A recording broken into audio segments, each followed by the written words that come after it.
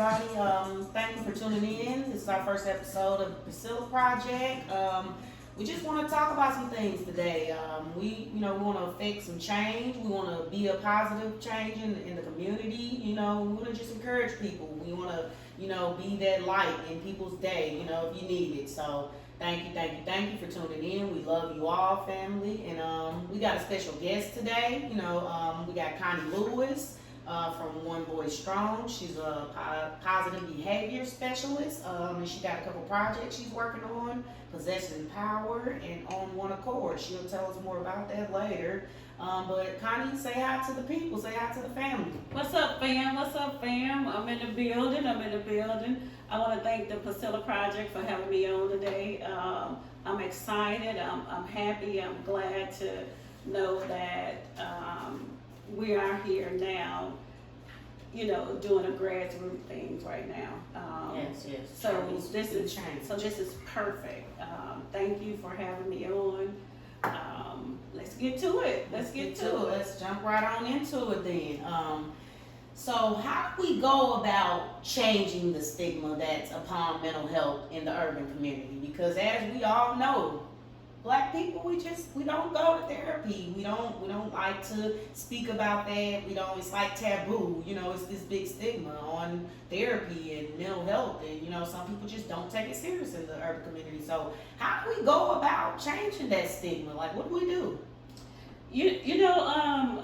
Erica, I think right now what we're doing right now with the Priscilla Project is what I think our start is. The start is all of us got to be talking about it. We got to be putting it out there. We got to put enough content out there where our brothers and sisters understand that this is real. It's help out there. It's help, wherever. All we have to do is say the word. So I think starting with the Priscilla Project is the perfect tone to be set for let's talk about it. Yes, we want to talk about it. We want to help as many people as we can. We want to encourage people. We want to love on people. So that's what we're here for. I think this is the perfect start. Yeah, I agree. Thank you. Yeah. We love it. So moving along, have you ever experienced a mental health crisis, And if so, was it socially accepted by your peers? Well, because I'm in the field I'm in, yeah, I have experienced it. I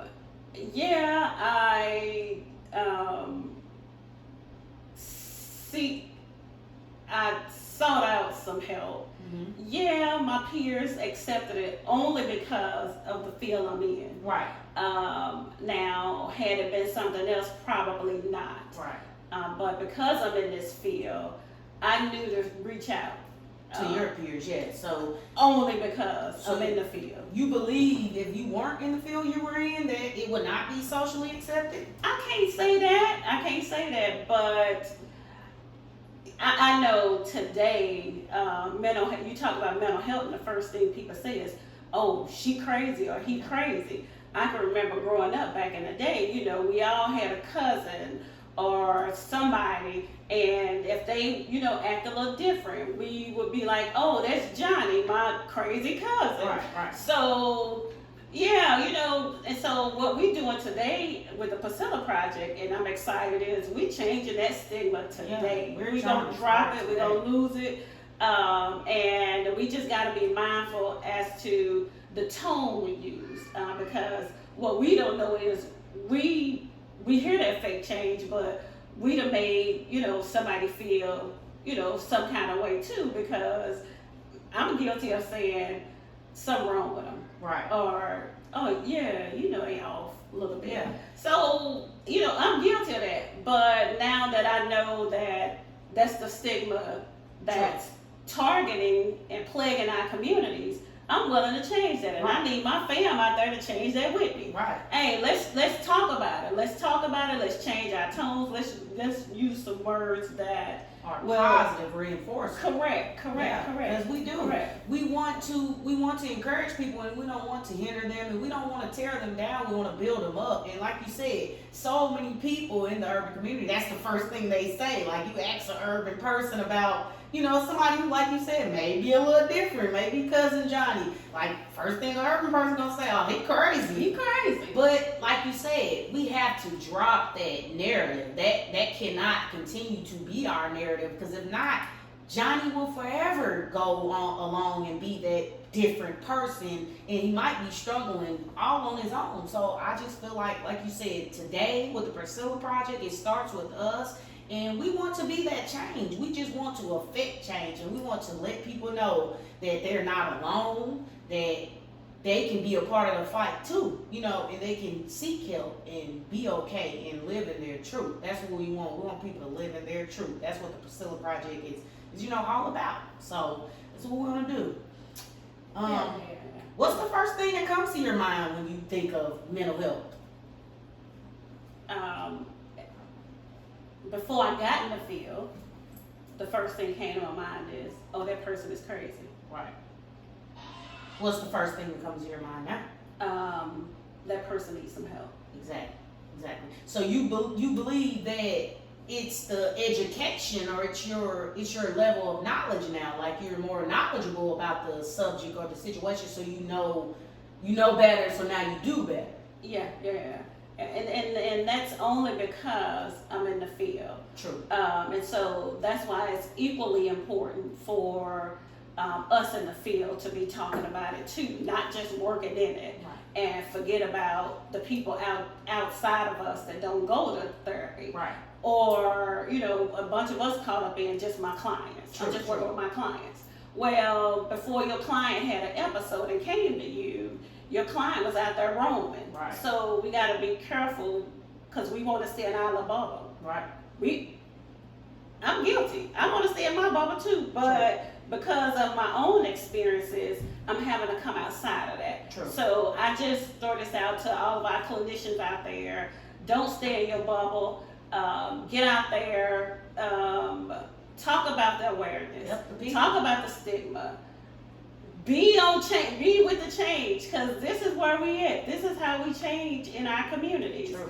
This is how we get to it. And I'm excited about the Priscilla Project. And do you think that's just the job of the clinicians? Do you think this is everybody's job? This is an everybody problem. Do you think that only the clinicians should be the one on the front lines, or the ones affecting this change? Or do you think this is an everybody problem, and we all need to be involved and get involved, whether it's Joe Blow or the clinician or the doctor or the nurse? Do you think this is an everybody problem, or do you think this is people educated in the problem?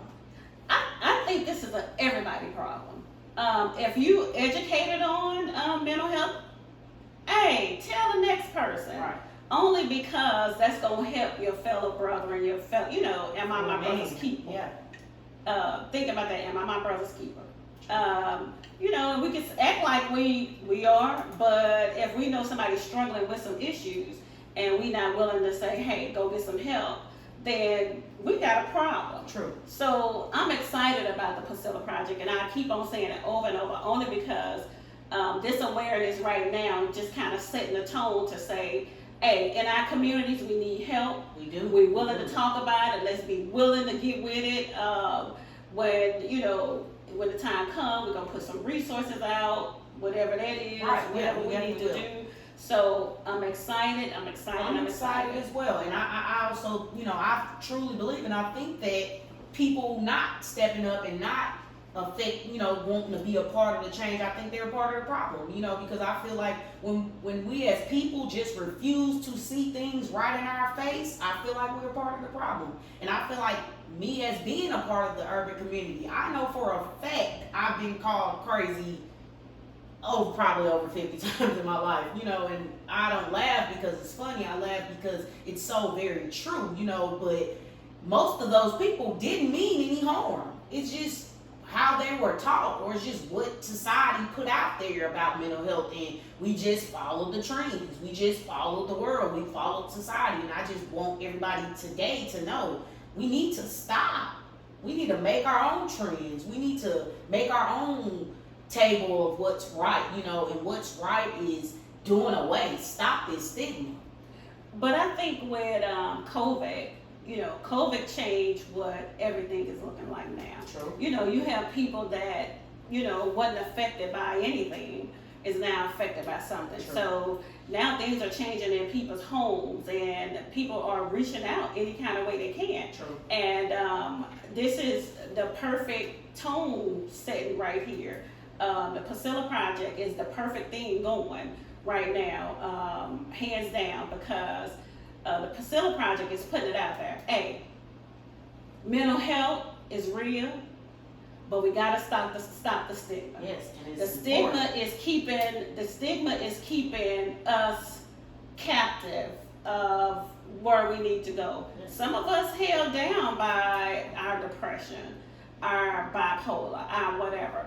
But whatever that is, we got to be willing to say, hey, I got a problem, and reach out. And I need help. And so that's why, to me, accountability, I think now, just putting some people in place with some people, just kind of making some people accountable Right. for some things, and it's going to be good moving forward. True.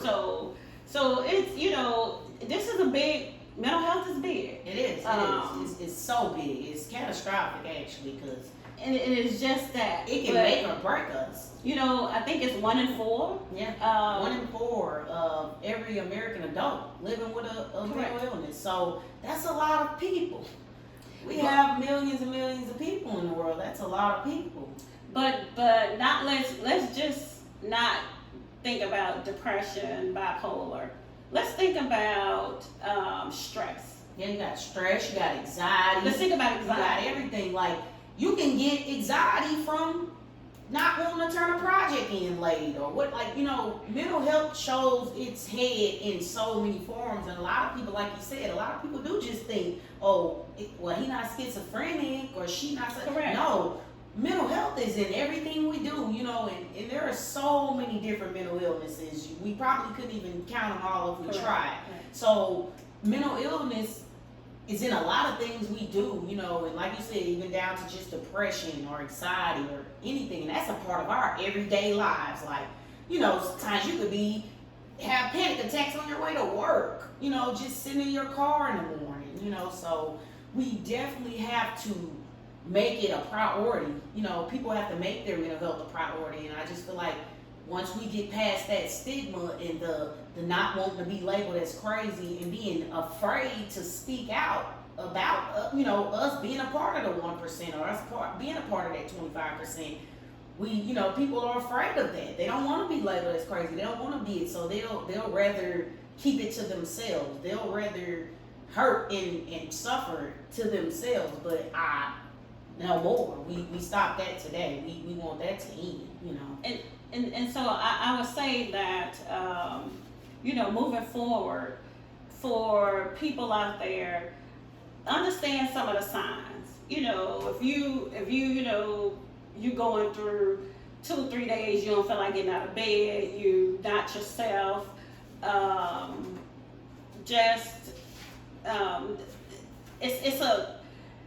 trust me, it's some almost a steps, form of depression. or Yeah. it's some things happen way before you get into a crisis. Right. So understand that knowing yourself daily, And your triggers. knowing how to move about in your life, knowing what that look like is going to be very important when we're moving forward, when we're talking about mental health, when we put it out there. This is real, it's important, and if we don't talk about it here, where can we talk Where about can it? we talk about it? We can talk about it here. This is your safe haven. So, what does mental health hygiene look like for you?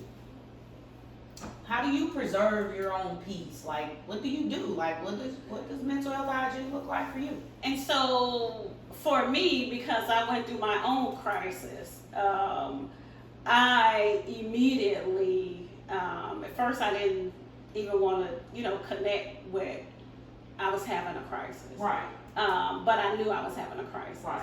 And so what I found was, I found going outside of myself. Right. Worked for me. Meditating, yoga, I took up swimming, All those things that I felt like would give me peace, Right. is what I did for myself. But a lot of people don't know to do that. Right. I just wanted to do it because I knew I was in the midst of something and I wasn't myself. Right. Right. So Yeah, and that's very, I want, everyone listening just to know, like, that's very important to keep your mental health hygiene up. It's no different than your body hygiene. Like, you wouldn't go without taking a shower or, brushing your teeth. And I just want people to realize that your mental health should be treated the same way. Treat it like you didn't brush your teeth this morning. Like, give yourself time to unplug and turn your mind off and exercise. It can look like just laughing or reading a book or having fun, going outside and getting some sunlight, light some candles, go on a walk. Just preserve your mental health and start making it a priority. But not only that, it should be. But not only that, Erica, it's okay to see somebody. It's okay to go to a therapist. Yeah. It's okay to talk to somebody. That's okay, because what you're saying is, I want to be okay. I don't want to just keep this to myself. I know something ain't right with me. It's okay to talk to a therapist. It's okay to go, go seek some kind of treatment. It's okay to go work on yourself. Be sure, if you're supposed to be taking meds, be sure to take your meds. Stay on your meds, stay on your regimen, get whatever your therapist say do. Hey, if your therapist saying, hey, take this, yes, take it. If you're noticing something wrong with it, go back to them, let them know, hey, this is, I'm sleeping too much. Yes. Or I got headaches. So it can be adjusted. Right. But medication do work. It does. I myself can attest to that. Like, yeah. I take medicine, full disclosure. I take mood stabilizer medicines and medicines for depression, but they work because before I was put on my meds and they were calibrated to the right strengths and levels, I found myself way all over the place. Like, I was all over the place a lot. Like, couldn't turn my brain off. I'm here, I'm there. Can't sleep at night sometimes, but I'm here to tell you that, and I'm not advocating for medication, because medication is not for everyone, but some of us need it, and my medications settled my life out. They brought me right to an easy balance, so I take them religiously. I take my medicines, so if you are someone in need of medication or just like you said, in need of help, just seek that treatment, because it'll change your life forever. Like, I'm a living witness. It will change your life forever, So you're so right, Erica, about going to see your provider, talking to them about what's going on, letting them know that, hey, this is what's going on, that's going on, only because you trying to get healthy for yourself. Yeah. And sometimes therapy look like medication and yoga. Yeah. Medication and a healthy balance of eating. Yeah. It's a rare thing, so don't just get caught up in, oh, it's medication. No, it's a lot of things outside of just medication. Some people do natural. Yeah, some people are very holistic and vegan, and but it's all in mind and body and just keeping your wellness together. All of it is a part of loving yourself, and and your mind. It starts with your mind, but it can be a like you said, an array of things, because all of it is to help you live the greatest life you can and to be the best version of yourself you can be. That's what it's all about. That's what we're trying to get to. We want everybody to live the best version of themselves that they can be. So all right. So what would you say to the person watching today or listening in today? What would you say to that person who just doesn't believe in what we're saying, who doesn't buy into this mental health spiel that we're giving? What would you say to that person, like, who just doesn't believe, who is not convinced that mental health and mental illnesses are real and people are just dramatic? What would you say to that person? Because I've met so many of them type of people in my life, and we love everybody at the Priscilla Project. We love everybody, and everybody's entitled to their own opinion and entitled to be who they are. But I just want to know, what would you say to that listener? What I would say to that listener is, wait until you have your crisis. And you may not even know it's a crisis.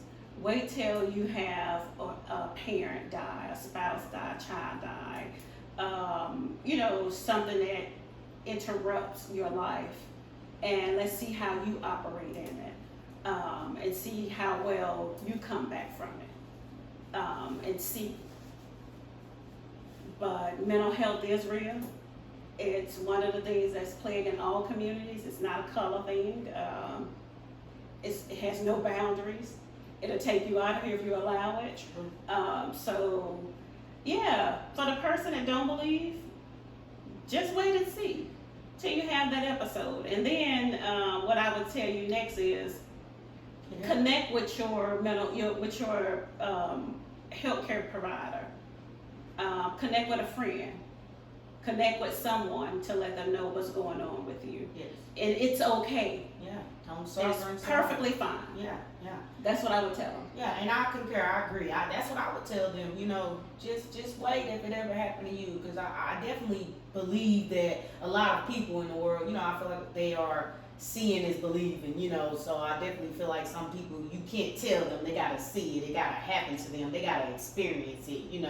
They're not gonna listen per se. But like you said, life will happen to you, just like it do everybody else.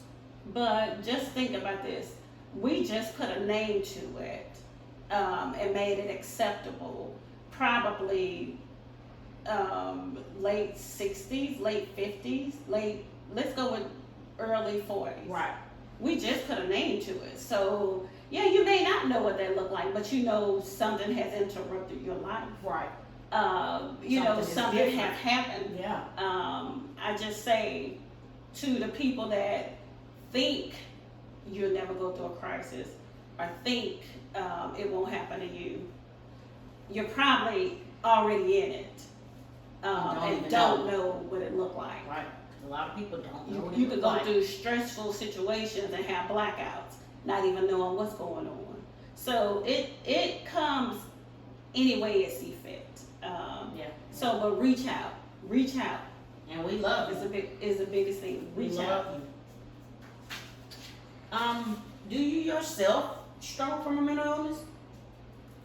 Not that I'm dealing in a mental illness daily. Right. But going through something like losing a spouse. Right. Now I am having to stay on a regimen or something. I'm not taking medication, but I have to stay on a regimen. Otherwise, here, mentally, can get over flooded. Gotcha. So I have to stay on a balanced diet, not put so much in, Gotcha. like don't collect so much of people information. Just not take too much energy. Because that could overload you. And so I just try to stay on my regimen. My regimen is getting to myself, getting me some meditation, getting me some yoga in, doing some swimming, having a good time, laughing, smiling. Right. Sunshine is the thing for me. And so that's what I'm living in today. Gotcha. Yeah. Well, yeah. I myself, we all know I've been pretty transparent with that. I do suffer from a mental illness myself, so, and it was life changing, at first, but it's bearable today. It's bearable because I love myself and I walk in it, and I accept it and I own it, so, and I love me and I'm not crazy. Stigma or not, I'm not crazy, just different. So I personally know, what it's like to experience mental illness. So, it's not a stigma. It's beautiful, to be different sometimes, and I'm okay with that, so. And so, Erica, like I said, thank you for having me on the Priscilla Project. I just wanted to take a moment to shout out my few little projects that I have going on. Since you went into basically a reset of everything, I do have so my organization is called One Voice Strong.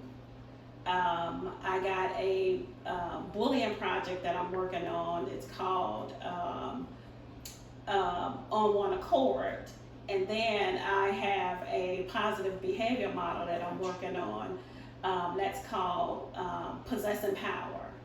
And what possessing power look like is taking ownership of, something happened to me. But I'm willing to stand in my truth today. And so it's really like the word power that's just written out for you. So power looks like power, it looks like permission, ownership, willingness, effort, and reset. And so these are all the things we can do on a day-to-day basis. And that goes hand in hand with our mental health, giving ourselves permission to be okay, or even to not be okay. Correct. Giving ourselves that permission to have a bad day, or to have a mental health day or reset, and taking ownership of what we are and what we are not. Correct. That's exactly. And, it definitely goes hand in hand with mental wellness and, just affecting that change, so we own the power. Correct. And then so going into that, that W is that willingness. Gotcha. Be willing to say, yeah, that's my stuff. I had an episode. Yeah. I'm walking in it right now. That's my ownership of it. Or I'm calling my therapist up. Yeah, exactly. And so be willing to reach out. Be willing to say, you know what? I want to see this thing through. I want to go to the next level with my life.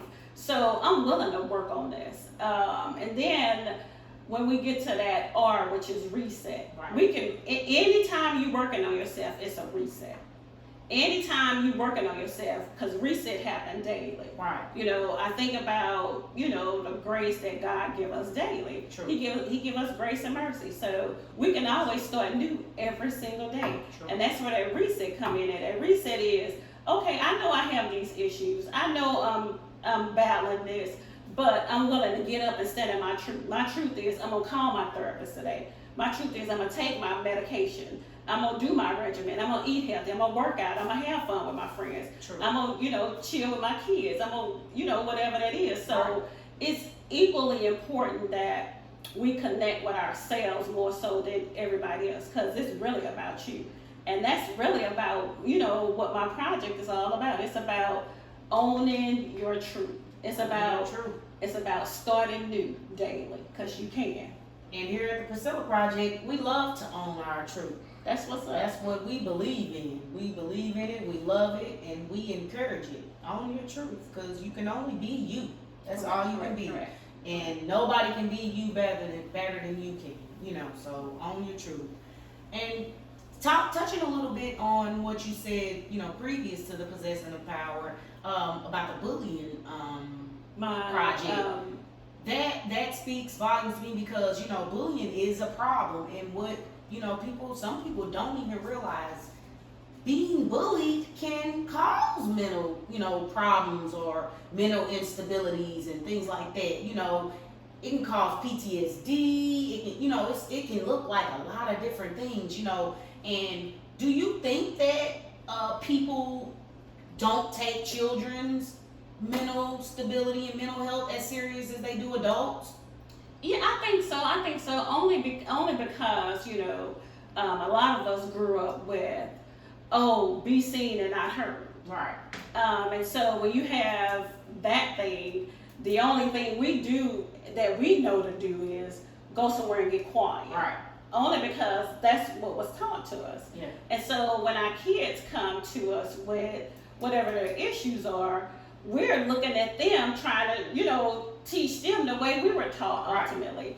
But that just doesn't fly today. It don't fly today. We are raising different type of children these days. It just I heard it don't work. I heard it once. I heard I want to say I heard a comedian say once, us suburban parents, us hood parents want to raise these suburban children. True. And so it's funny to me. Yeah. But ultimately, our children are are a little different than we were. You Yes. know, we grew up in a time where you don't be heard. No. You just be seen. You Yeah. don't be heard. But today, we're talking to our children about tell us what's Yeah, going we on. wanna talk Tell about us when you know somebody hurt you. Tell us when this. Tell us when that. So we're giving them that voice. Yeah.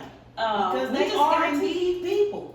We just got to listen to them when they talking to us. We do. They're telling us what's wrong. Yeah. We got to be listening. We got to hear them. We got to see them. We got to know our children. We have to know when something's going on. And I also feel like starting at childhood, you know, talking to them, getting them comfortable with the mental health dialogue and knowing what's wrong with them, knowing when they may seem a little off or feel off. I feel like that's a part, you know, that's helping the problem as well. And I feel like that's going along the same lines with helping raise that stigma or take that stigma out, because I truly feel like the stigmas came from generations and generations before us, you know. So I definitely feel like starting with our children, we are, you know, that's where we affect that change, and that's how we change those generational cycles. Because if it stops at our children, then they can teach their children something different than what we were taught about mental health.